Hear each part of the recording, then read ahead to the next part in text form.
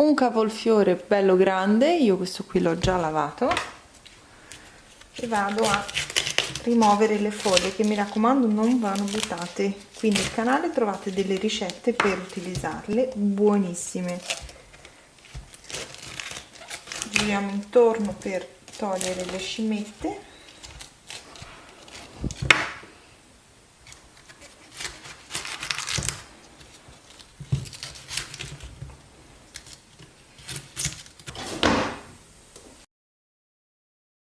Se non avete una pentola come la mia, non succede niente, usate una teglia e copritela con un foglio di carta stagnola.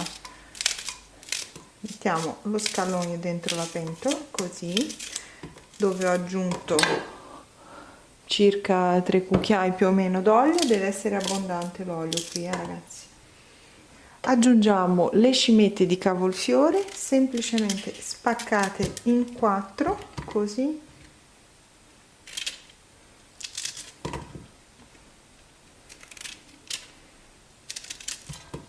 Aggiungiamo le olive, un bel pizzicone di sale, un cucchiaio circa di capperi, questi erano sottosaldi ma vanno benissimo anche sotto asceto, basta sciacquarli, e 10 pomodorini. Una bella mescolata, l'olio e l'acqua che perderà il pomodoro in cottura, però bisogna mescolare bene bene in modo da ungerli per benino. Se vi piace potete aggiungere un po' d'origano oppure un po' di peperoncino. Io ho finito l'origano e quindi oggi metto solo un pochino di peperoncino.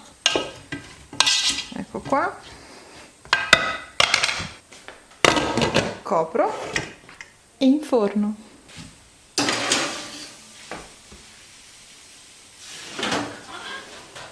Impiattare.